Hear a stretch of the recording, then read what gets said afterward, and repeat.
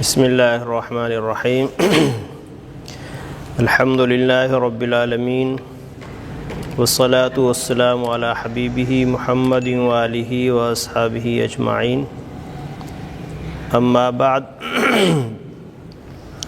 فاعوذ باللہ من الشیطان الرجیم بسم اللہ الرحمن الرحیم اقم الصلاة صدق اللہ العظیم اللہم صلی علی سیدنا و مولانا محمد وعلی آل محمد بارک وسلم اللہم صلی علی محمد وعلی آل محمد بارک وسلم مولا صلی وسلم دائما ابدا علی حبیبک خیر الخلق کلہم هو الحبیب الذی ترجى شفاعته لکل حول من الاحوال مقتحم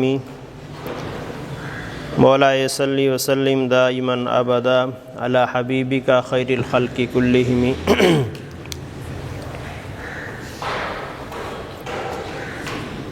گزشتہ کلاس سے ہم نماز کے متعلق بات کر رہے ہیں۔ گزشتہ کلاس میں نماز کے متعلق قرآنی آیات ذکر کی گئی تھی اور وہ نمازیوں کے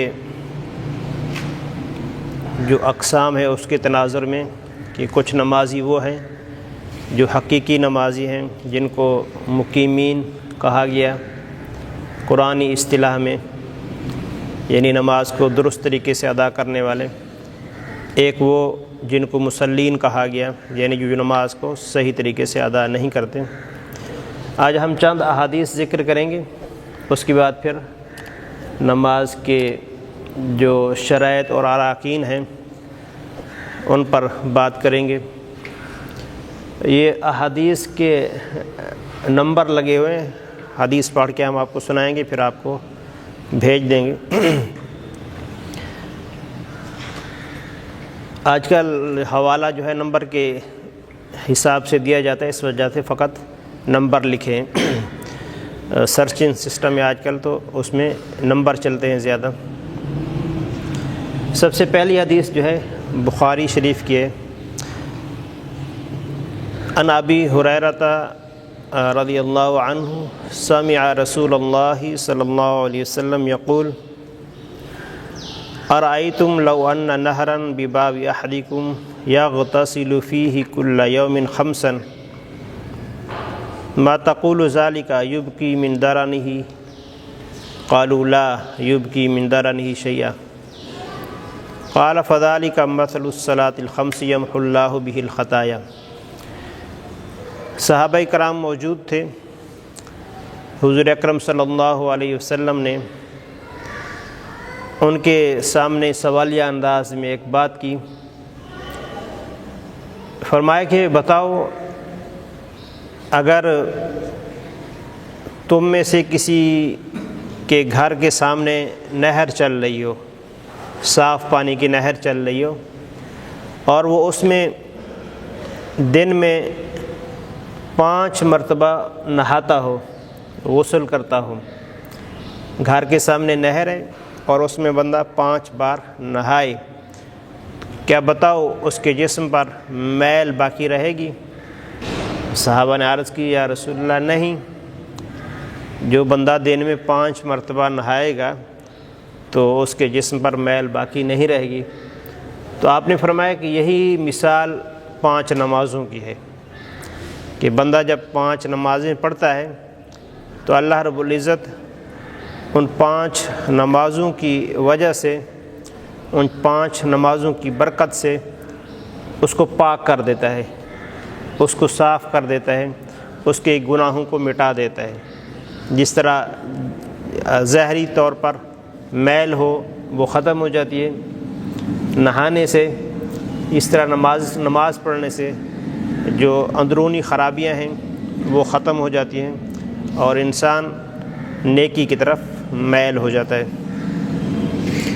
دوسری حدیث مسلم شریف کی کہ قال رسول اللہ صلی اللہ علیہ وسلم انما بین الرجل و بین الشرک والکفر ترک الصلاۃ، کہ انسان اور اس کے کفر اور شرک کے درمیان فرق جو ہے وہ نماز چھوڑنا ہے۔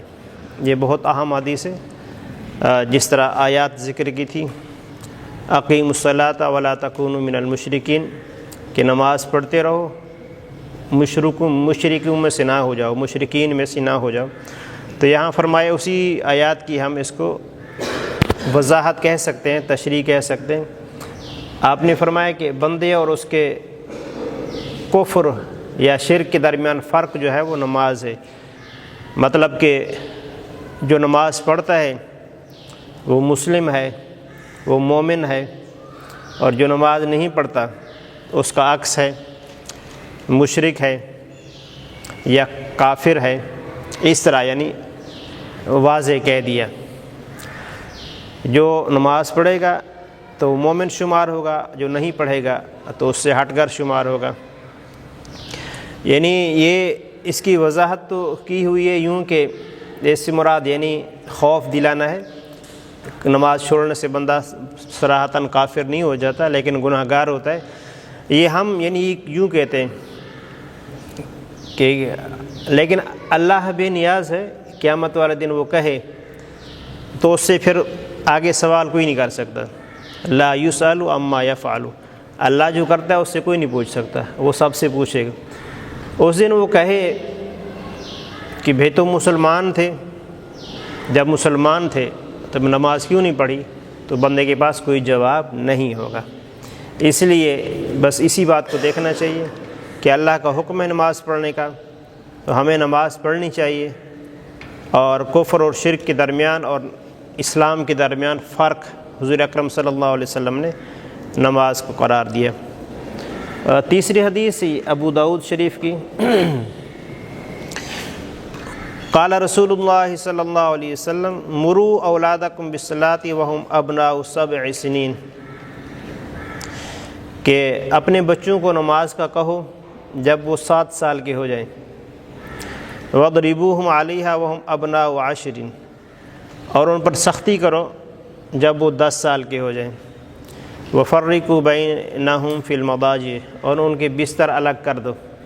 یعنی آپ صلی اللہ علیہ وسلم نے بڑوں کو، جو سربراہ ہیں، جو ذمہ دار ہیں، جو والدین ہیں یا اس کے علاوہ سربراہ ہیں، کسی کی کفالت کرتے ہیں، ان کو یہ حکم دیا گیا جب تمہارے بچے 7 سال کے ہو جائیں ان کو نماز کا کہنا شروع کر دو۔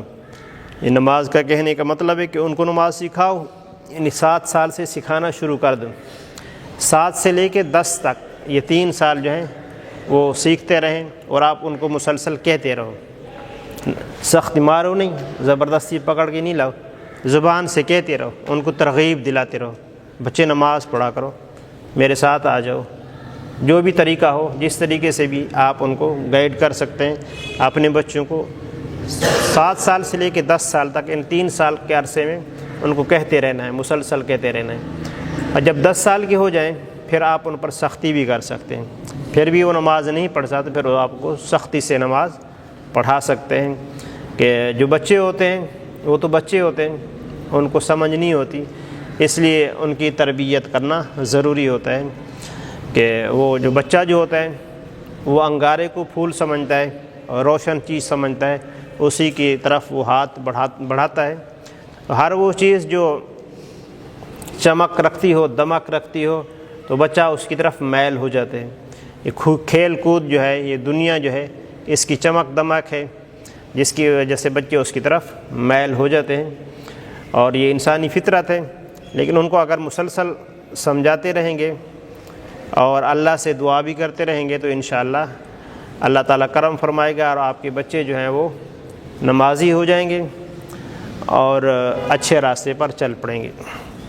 آخری حدیث جو ہے یہ ابن ماجہ کی، سنن ابن ماجہ، ان ابی درداء قال اوصانی خلیلی لا تشرک باللہ شیئا وان قطعت او حرکت ولا تترک صلاة مکتوبۃ متعمدۃ فمن ترکها متعمدۃ فقد بریت منہ ذمۃ ولا تشرب الخمر فإنها مفتاح كل شر۔ اس صحابی ہیں حضرت ابو درداء، مشہور صحابی ہیں، وہ کہتے ہیں اوصانی خلیلی، کہ میرے خلیل نے مجھے وصیت کی۔ خلیل دوست کو کہتے ہیں، کہ ایسا دوست ہم اس کو کہہ سکتے ہیں جگری دوست، قریبی دوست، کلوز فرینڈ، بالکل جو آپ کے ساتھ ہو۔ وہ صحابی آپ صلی اللہ علیہ وسلم کو اس طرح کا دوست قرار دے رہے ہیں کہ جو مخلص ہو، مخلص دوست کو خلیل کہتے ہیں۔ کہ اللہ رب العزت نے حضرت ابراہیم علیہ السلام کا یہ لقب ذکر کیا، ابراہیم خلیل، خلیل اللہ ہیں، وہ اللہ کے دوست ہیں، یعنی ایسے جو مخلص ہیں، سب کچھ قربان کرنے کے لیے تیار ہیں۔ ابراہیم علیہ السلام کے اللہ رب العزت نے یہ کوالٹی ذکر کی ہے قرآن پاک میں، فرمایا کہ جب اللہ ان سے کہتا ہے کوئی کام، وہ کہتے میں تیار ہوں، جو بھی کام ہو۔ مشہور ہے، آپ سب ان کے واقعات سنے ہوئے، بچے کو صحرا میں ڈالاؤ، بیوی کو چھوڑاؤ تو سب کے لیے تیار ہے، یہاں تک کہ بچے کو ذبح کرو تو وہ تیار تھے۔ مطلب اس طرح کے جو کیفیت ہونی چاہیے، اللہ کے لیے بندہ تیار ہو۔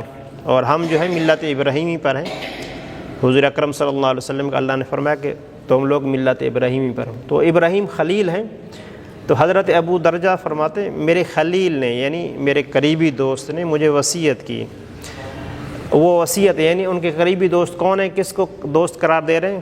حضور اکرم صلی اللہ علیہ وسلم کو، صحابی ہیں اور حضور اکرم صلی اللہ علیہ وسلم کو اپنا دوست قرار دے رہے ہیں، اور وہ وصیتیں ذکر کر رہے ہیں۔ سب سے پہلی وصیت ہے کہ لا تشرک باللہ شیئا، اللہ کے ساتھ کسی کو شریک نہ ٹھہرانا۔ اگر تیرے ٹکڑے ٹکڑے کر دیے جائیں یا تجھے جلا دیا جائے، ٹکڑے ٹکڑے جسم کے کر دیے جائیں یا پھر آگ میں جلا دیا جائے، اللہ جیسا کسی کو نہیں سمجھنا، اللہ جیسا کسی کو نہیں سمجھنا، کہ اللہ جیسا کوئی نہیں ہے، وہ واحد ہے، وہ لا شریک ہے، بے مثل ہے، بے مثال ہے، اس کی کسی امر میں، کسی معاملے میں بالکل شرکت نہیں ہے۔ اللہ کے لیے شرکت جو ہے وہ ممتنع ہے۔ تو یہی پہلی وصیت کہ اللہ کے ساتھ کسی کو شریک نہ ٹھہرانا اگرچہ تمہیں مار ڈالا جائے۔ اور دوسری جو وصیت کی ولا تترک الصلاۃ مکتوبہ، کہ فرض نماز کو کبھی نہ چھوڑنا، فرض نماز کو کبھی نہ چھوڑنا، متعمداً، جان بوجھ کر۔ اگر کوئی مجبوری ہو تو الگ بات ہوتی ہے، مجبوری جو ہے اللہ اور اس کے رسول کے ہاں قبول ہوتی ہے، عذر جو ہوتا ہے قبول ہوتا ہے، لیکن جان بوجھ کر بغیر کسی وجہ کے فرمایا کہ نماز کو نہ چھوڑنا۔ اس کے بعد فرمایا کہ جو شخص نماز کو چھوڑ دیتا ہے جان بوجھ کر، وہ ذمہ سے بری ہو جاتا ہے۔ یہ بہت اہم بات ہے کہ جو نماز کو جان بوجھ کے چھوڑ دیتا ہے وہ ذمہ سے بری ہوتا ہے، یعنی اللہ کی ذمہ داری سے وہ نکل جاتا ہے، اللہ کی ذمہ داری سے وہ نکل جاتے ہیں۔ اللہ فرماتا ہے تیرا میرا کوئی تعلق نہیں، تو نے نماز چھوڑی ہے جان بوجھ کر اور میرے ذمہ سے تو نکل گیا۔ اور جو اللہ کی ذمہ داری سے نکل جائے تو پھر اس کا کیا رہے گا؟ جس کا اللہ نہیں ہے تو اس کا کون ہے پھر؟ اس طرح کی مطلب آپ نے فرمایا۔ اور آخری وصیت جو ہے یہ دیکھیں نماز کے متعلق دو باتیں، کہ نماز کو جان بوجھ کر نہ چھوڑنا، آگے اس کی وجہ بیان کی کہ اگر نماز چھوڑو گے تو ذمہ سے نکل جاؤ گے، تمہاری ذمہ داری پھر نہیں ہے، ہم پر تمہاری ذمہ داری پھر نہیں ہے، اس طرح۔ اور آخری جو نصیحت ہے کہ شراب نہ پینا، شراب نہ پینا، اس کی وجہ بتائیں فَإِنَّهَا مِفْتَاحُ كُلِّ شَرٍ، کہ ہر شر کی چابی ہے، شراب جو ہے وہ ہر شر کی چابی ہے۔ شراب چابی یوں ہے کہ اس کی وجہ سے کہ انسان کا دماغ جو ہے وہ معوف ہو جاتا ہے، اور جس کا دماغ کام نہ کرے تو وہ کچھ بھی کر سکتا ہے، جس کا دماغ کام نہ کر رہا ہو تو وہ کچھ بھی کر سکتا ہے۔ تو شراب انسان کی دماغ کو ختم کر دیتی۔ اس کی ہم مزید تشریح نہیں کرتے، تشریح ہو سکتی ہے اس کی، لیکن ہم یعنی جو بیچ والی بات ہے نماز والی، ہمارا عنوان وہ ہے، تو اس وجہ سے ہم فقط یہی کہتے ہیں کہ آپ نے فرمایا کہ ہر جو برائی ہے اس کی جڑ ہے، شراب اگر پیو گے تو اور بھی کرو گے اور بھی کرو گے اور بھی کرو گے۔ چلیے یہ چند احادیث تھی۔ اب ہم آپ کو نماز کی شرائط بتاتے ہیں۔ کوئی بھی چیز ہو اس کے لیے کچھ شرطیں ہوتی ہیں، کچھ ارکان ہوتے ہیں۔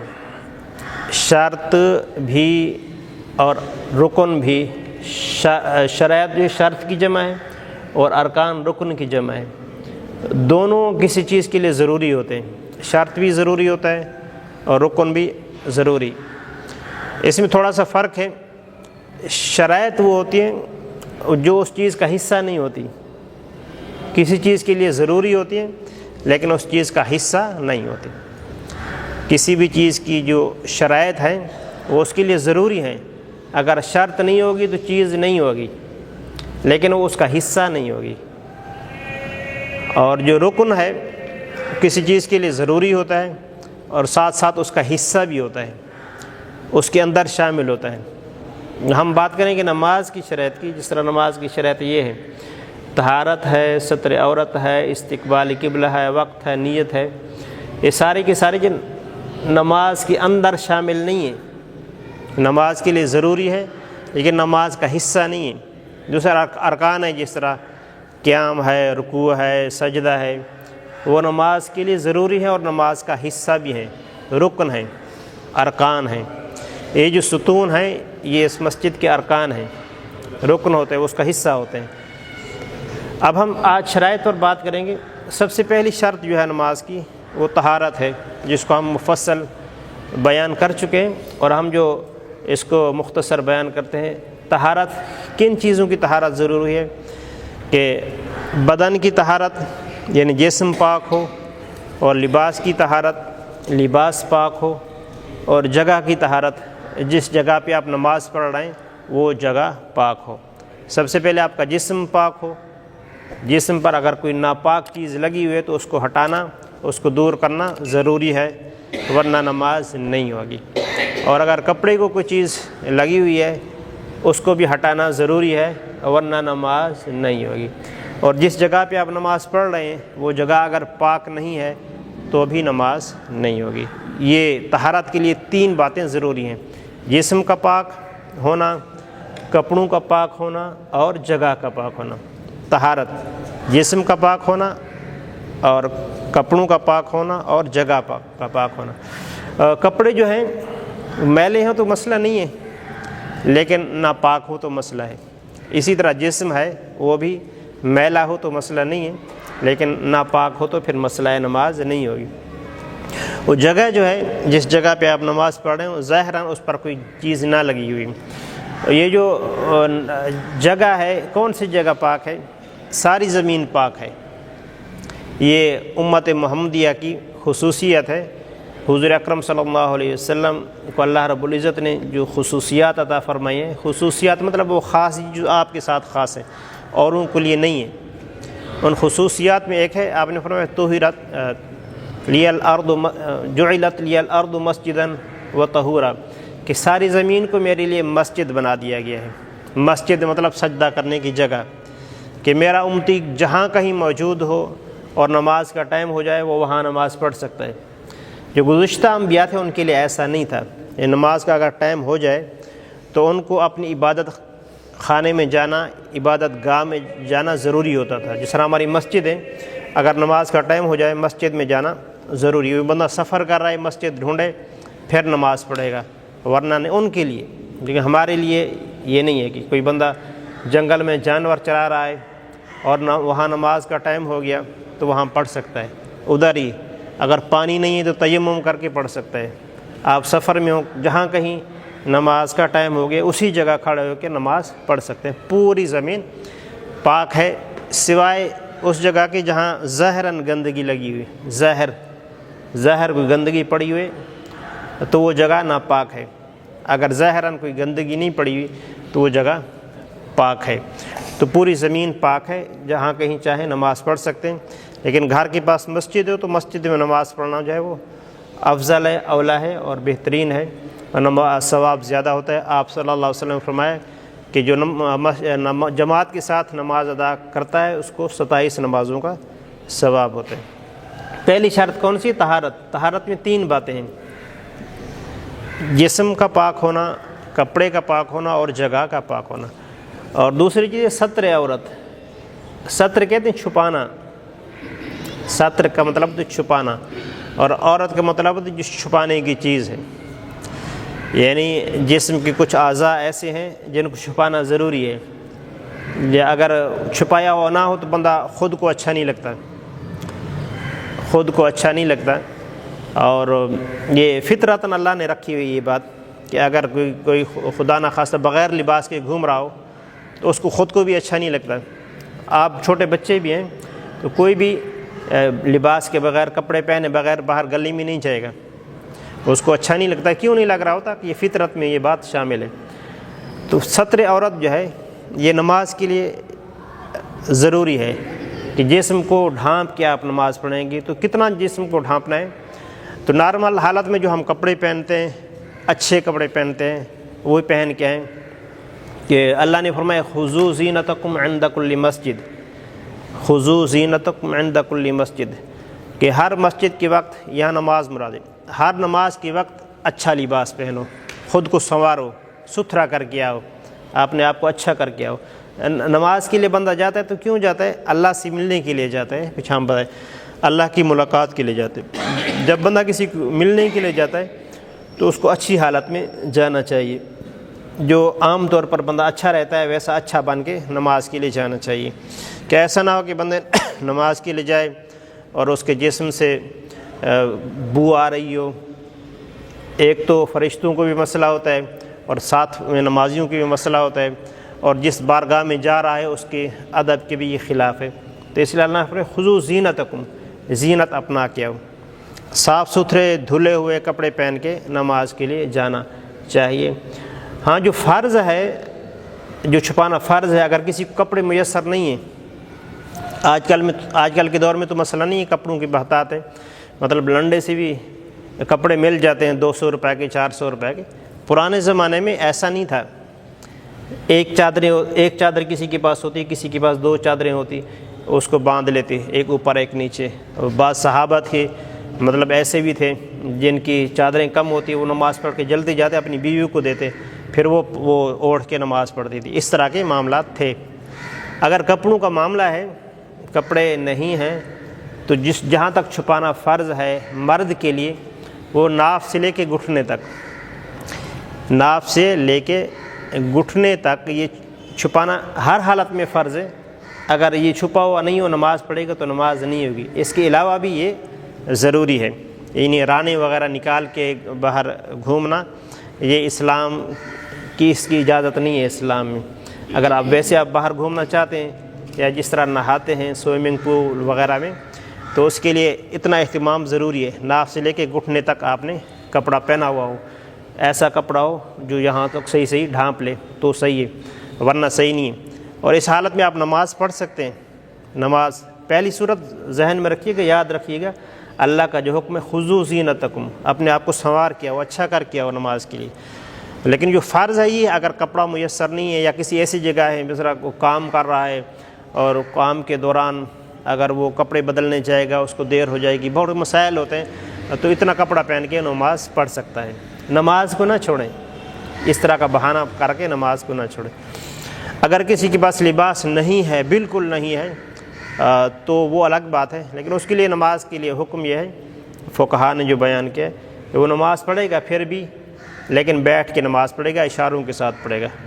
یہ ایسا یعنی آج کل کے دور میں تو نظر آنے والا نہیں ہے ایسی صورتحال کہ کوئی ایسا بندہ، یا حادثہ ہو سکتا ہے کسی کے ساتھ کہ کپڑے اس کے غائب ہو جائیں کسی صورت میں، تو اس نماز پھر بھی معاف نہیں ہے، وہ بیٹھ کے اشاروں کے ساتھ نماز پڑھے گا۔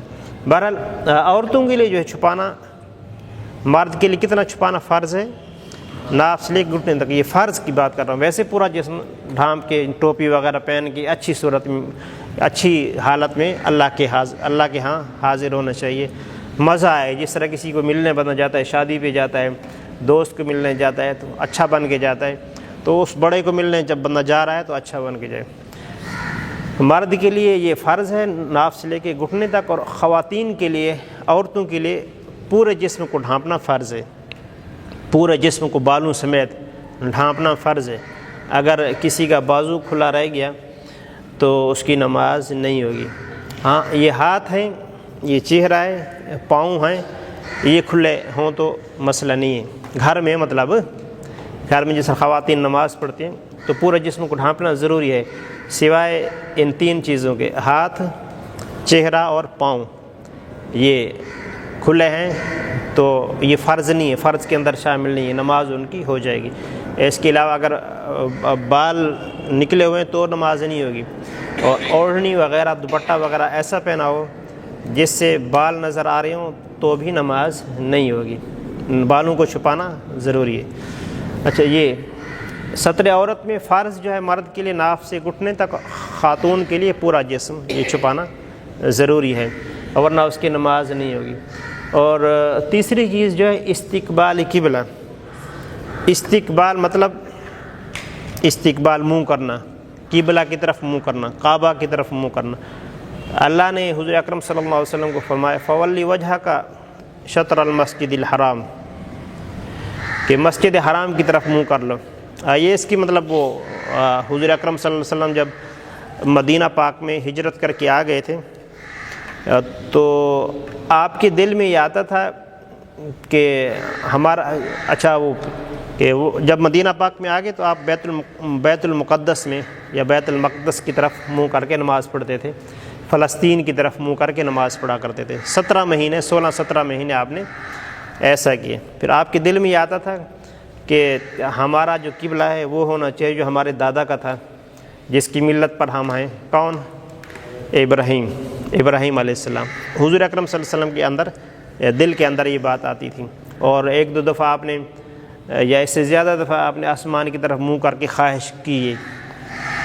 تو اللہ رب العزت نے اس واقعے کو ذکر کیا دوسرے پر، قد نرا تقلب وجہک، کہ ہم دیکھ رہے ہیں آپ اوپر منہ، چہرہ اوپر اٹھاتے ہیں اور آپ کے دل میں یہ خواہش ہے کہ آپ کا قبلہ جو ہے یہ بیت اللہ ہو جائے، مسجد حرام ہو جائے. تو ہم نے کر دیا جو آپ کی چاہت ہے. آپ کی چاہت کے مطابق ہم نے آپ کا قبلہ تبدیل کر دیا. وہ جو مسجد ہے جس میں آپ نماز پڑھ رہے تھے، جہاں تحویل قبلہ ہوا یعنی قبلہ تبدیل ہوا، اس کو مسجد قبلتین کہتے ہیں. مسجد قبلتین آج کل بھی موجود ہے. یعنی آپ صلی اللہ علیہ وسلم نے 2 رکعتیں فلسطین کی طرف منہ کر کے پڑھی اور 2 رکعتیں پھر جو نماز کے دوران حکم نازل ہوتا، نماز کے دوران جبریل آئے اور کہا کہ قبلہ بدل گیا ہے، تو آپ نے نماز کے دوران ہی تبدیل ہو گئے. یعنی اس طرف امام صاحب کھڑے ہوئے تھے، حضور اکرم صلی اللہ علیہ وسلم خود، تو آپ وہاں سے اس طرف آ گئے تھے، پھر اس طرف منہ کر کے نماز آپ نے پڑھی تھی، مکمل فرمائی تھی.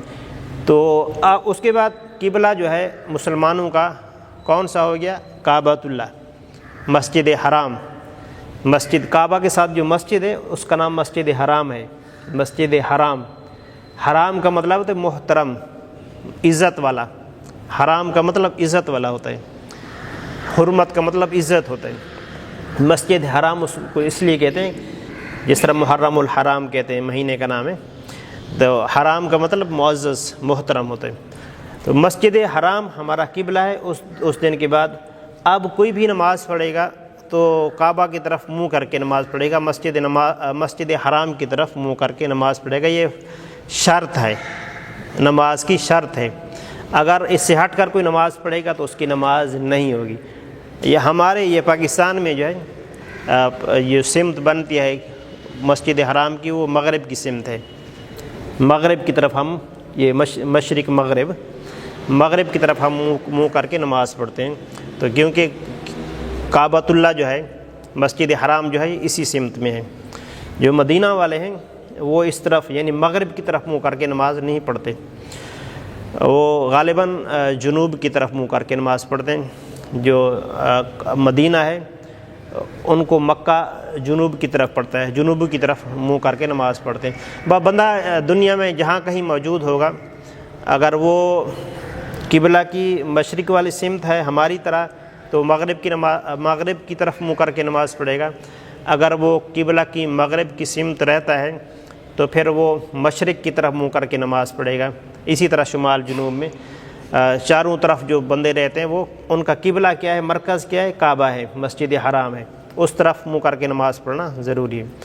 جب ہم کہیں جاتے ہیں، باہر جاتے ہیں تو پتہ نہیں چلتا کہ مسجدیں ہو تو پھر پتہ چل جاتا ہے، مسجد میں بندہ دیکھ لیتا ہے، اور ویسے بھی نئی جگہ پہ جائیں تو پتہ چلتا ہے کہ ہمارے علاقے میں تو مسجد کا منہ اس طرف ہے، یہاں اس طرف ہے، ایسے لگتا ہے، یہ دماغی وہ ہوتا ہے، تو وہ تو مسجد کو دیکھ کے بندہ یقین کر لیتا ہے۔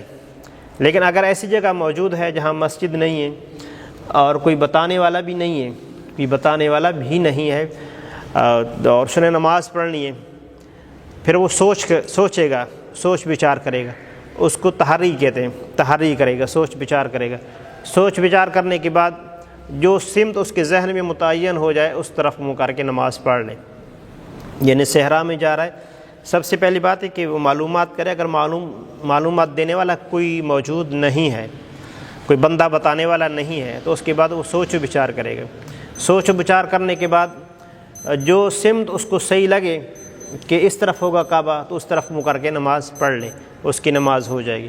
اگرچہ حقیقتاً ویسا نہ ہو، سوچنا ضروری ہے، فکر کرنا ضروری ہے، غور فکر کرنا۔ اگر اس نے غور فکر کیے بغیر نماز پڑھ لی اور تو اس کو پتہ نہیں تھا تو اس کی نماز نہیں ہوگی۔ لیکن اگر وہ غور فکر کرتا ہے، حکم یہی، حضور اکرم صلی اللہ علیہ وسلم یہی فرمائے، غور فکر کرنے کے بعد وہ نماز پڑھ لیتا تو اس کی نماز درست ہو جائے گی، اگرچہ حقیقتاً قبلہ کی طرف نہ ہو۔ غور فکر کرنے کے بعد اس کی نماز بالکل درست ہو جائے گی۔ استقبال قبلہ، کس طرف منہ کر کے نماز پڑھنی ہے؟ قبلہ کس طرف ہے؟ ہمارے ہاں پاکستان میں مغرب کی طرف ہے، یعنی مسجد حرام کی طرف یا بیت اللہ کی طرف، کعبۃ اللہ کی طرف۔ کعبہ کہتے ہیں، بیت اللہ کہتے ہیں، یہ سارے نام ہیں۔ کعبہ جو ہے، کعب کا مطلب ابھری ہوئی جگہ، اور جو کعبہ ہے اللہ کا گھر جس کو کہتے ہیں، وہ اونچی جگہ پہ بنا ہوا ہے۔ مطلب ویسے کہتے ہیں کہ پوری جو زمین ہے اس کا وہ مرکز ہے، مرکزی جگہ پر اللہ نے اس کو بنایا ہے۔ اللہ نے اپنے علم کے مطابق بنوایا ہے اپنے بندوں سے، وہ ہمارا قبلہ ہے، اس کی طرف منہ کر کے نماز پڑھنی۔ اور اس کے بعد وقت، نماز کے لیے وقت شرط ہے، یعنی وقت مقرر میں نماز پڑھنا ہے۔ وقت مقرر کے بغیر نماز درست نہیں ہوگی۔ ابھی آپ عشاء کی نماز نہیں پڑھ سکتے، ٹھیک، کون سی نماز پڑھ سکتے ہیں؟ ابھی ظہر کی پڑھ سکتے ہیں، اس کا وقت موجود ہے۔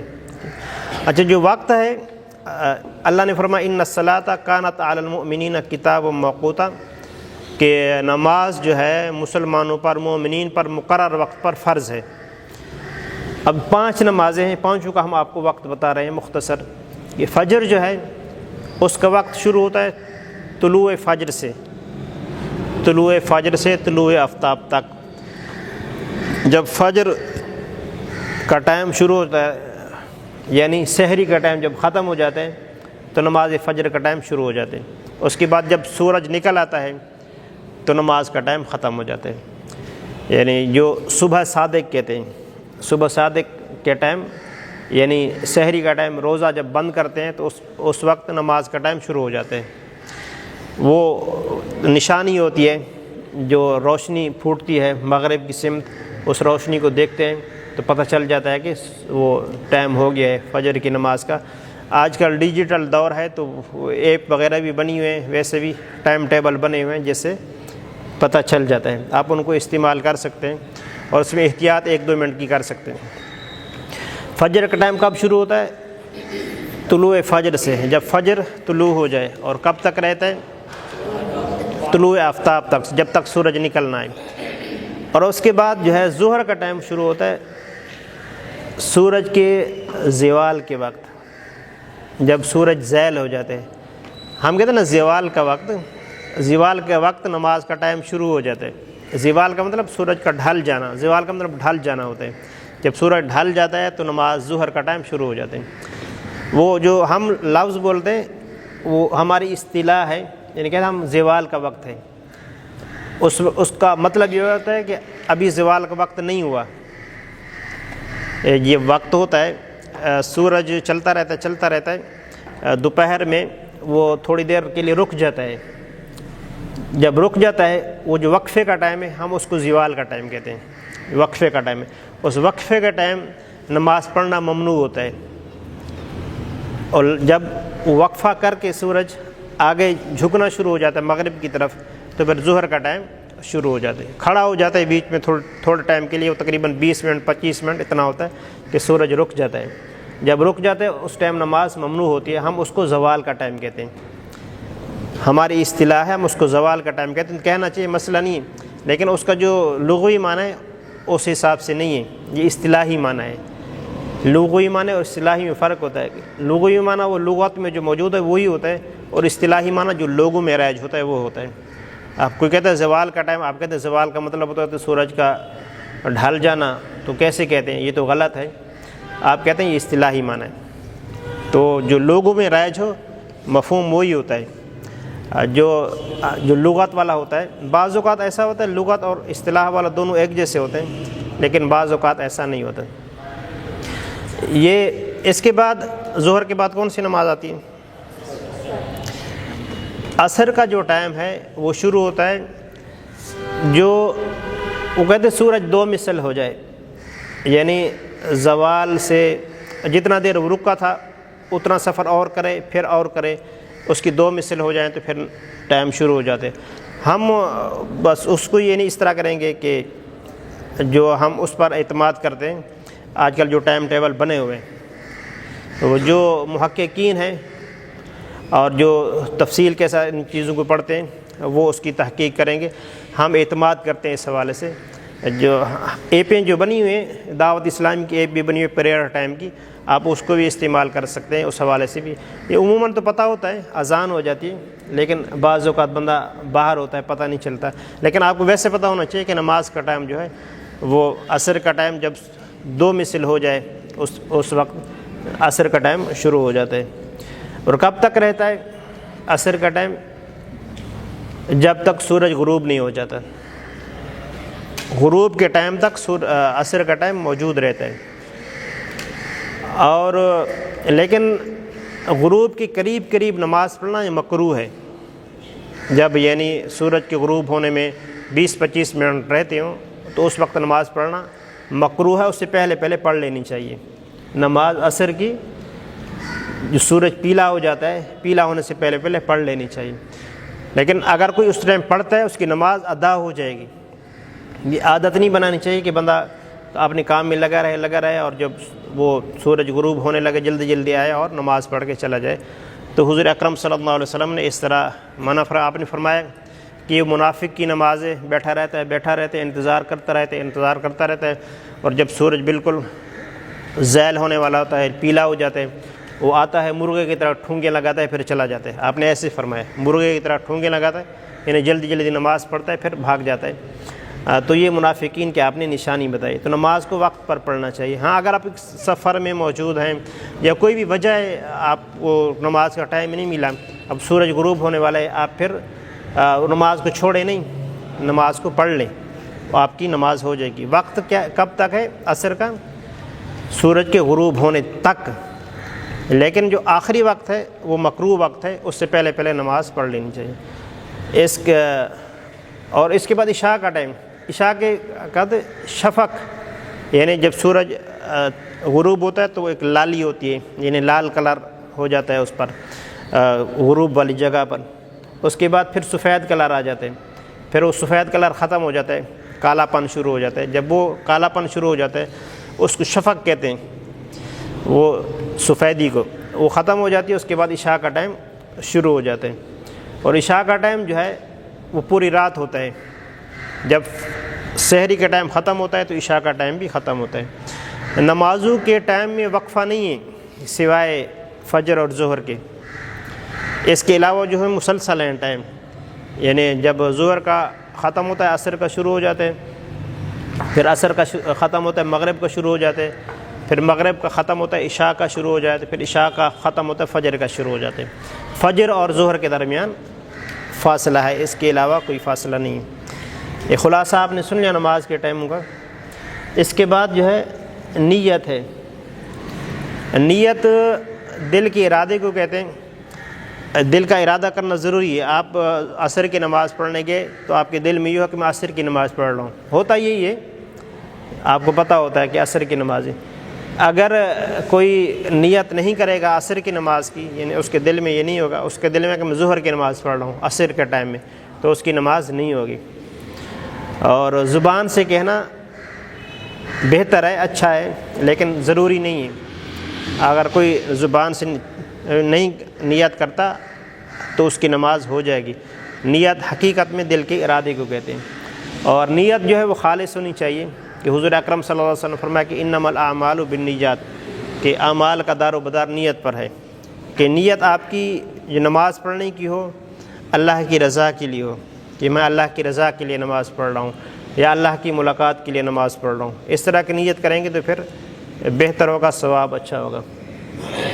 آخری بات جو ہے تکبیر تحریمہ، یہ تکبیر تحریمہ جو ہے یہ نماز اور نماز کے باہر کا جو ہے یہ بارڈر ہے سمجھ لو، تو کچھ نے اس کو ارکان میں شامل کیا ہے، یعنی نماز کا حصہ ہے، اور کچھ نے اس کو نماز سے باہر قرار دیا، یعنی یہ شرط ہے، رکن بھی ہو سکتی ہے، شرط بھی ہو سکتی ہے، اور ہم نے اس کو بارڈر قرار دیا کہ یہ آپ تکبیر کہتے ہیں ادھر سے ادھر چلے جاتے ہیں، یعنی شریعت میں ہوتے ہیں پھر ارکان میں چلے جاتے ہیں۔ جب آپ اللہ، تکبیر کا مطلب اللہ اکبر کہنا، اللہ اکبر کہتے ہیں تو آپ نماز میں چلے جاتے ہیں، اس کو کہتے ہیں تکبیر تحریمہ۔ تحریم کا مطلب حرام، کہ آپ پر بہت ساری چیزیں حرام ہو جاتی ہیں۔ جب آپ نماز پڑھتے ہیں تو آپ پر بہت ساری چیزیں حرام ہو جاتی ہیں۔ کیا حرام ہوتا ہے؟ بات کرنا حرام ہو جاتا ہے، بات کرنا حرام ہو جاتا ہے، آپ نماز کے اندر بات نہیں کر سکتے۔ کھانا حرام ہو جاتے، نماز کے دوران آپ کھا نہیں سکتے۔ پینا حرام ہو جاتا ہے، آپ پی نہیں سکتے۔ چلنا حرام ہو جاتا ہے سوائے ضرورت کے، نماز کے اندر آپ کھا نہیں سکتے، پی نہیں سکتے، چل نہیں سکتے، یہ ساری چیزیں کیا ہیں؟ حرام ہیں۔ اس لیے اس کو کہتے ہیں تکبیر تحریمہ، وہ تکبیر جو بہت ساری چیزوں کو آپ پر حرام کر دیتی ہے۔ تو نماز کے دوران بہت ساری چیزیں حرام ہو جاتی ہیں، اگر وہ کریں گے تو آپ کی نماز ٹوٹ جائے گی۔ یہ تکبیر تحریمہ ہے، یعنی تکبیر تحریمہ کا مطلب اللہ اکبر کہنا۔ جب اللہ اکبر آپ کہہ دیتے ہیں تو آپ نماز کے اندر داخل ہو جاتے ہیں۔ جب نماز کے اندر داخل ہو جاتے ہیں تو بہت ساری چیزیں آپ پر حرام ہو جاتی ہیں، اگر وہ آپ کریں گے تو نماز آپ کی ٹوٹ جائے گی۔ یعنی اگر آپ بات کریں گے تو نماز ٹوٹ جائے گی، ہنسیں گے تو نماز بھی ٹوٹ جائے گی، آپ کا وضو بھی ٹوٹ جائے گا، اگر کوئی چیز کھائیں گے تو بھی نماز ٹوٹ جائے گی، اگر کوئی چیز پئیں گے تو بھی نماز ٹوٹ جائے گی۔ یہ نماز کی شرائط ہیں کہ طہارت میں 3 چیزیں ہیں، کہ بدن پاک ہو اور کپڑے پاک ہوں اور جگہ پاک ہو، اور ستر عورت ہے، یعنی جسم کو چھپانا، جو جس اعضاء کا چھپانا فرض ہے، اور اس کے بعد قبلہ کی طرف منہ کرنا ہے، استقبال قبلہ ہے، اگر استقبال قبلہ نہیں ہوگا تو نماز نہیں ہوگی۔ اس کے بعد وقت ہے، وقت مقرر پر نماز فرض ہے، اور اس کے بعد نیت ہے، جو نماز آپ پڑھ رہے ہیں اسی کی نیت کرنا ضروری ہے، اور اس کے بعد تکبیر تحریمہ ہے، تکبیر کہہ کے آپ نماز کے اندر داخل ہو جاتے ہیں۔ کوئی بات پوچھنی ہے تو پوچھ لیں۔